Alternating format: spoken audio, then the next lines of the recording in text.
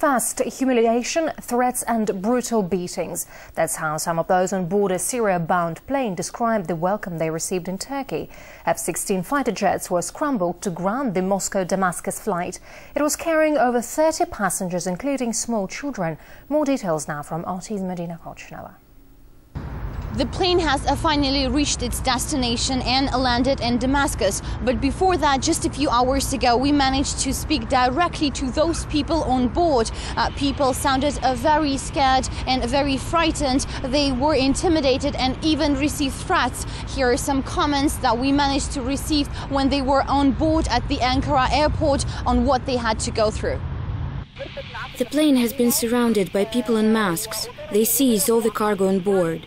4 people have been beaten up, 2 crew and 2 passengers. They tried to force them to sign documents. We don't know what these papers are about. We are scared for the fate of the captain. He has been taken away and threatened with arrest if he doesn't sign an emergency landing paper.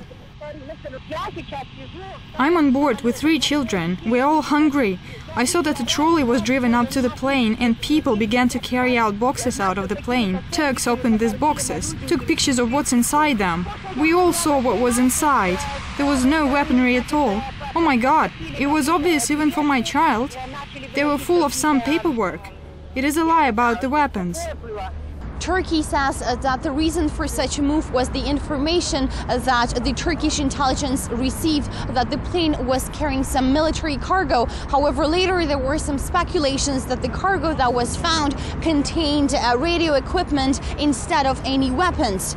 Meanwhile, this Syrian air passenger plane was carrying 37 people on board, and among them were small children. Also, according to the reports, 17 were Russians. As soon as this plane crossed the Turkish border, Turkish F-16 fighter jets forced the plane to land, and after the search that lasted for more than 9 hours, the cargo was confiscated by the Turkish security forces.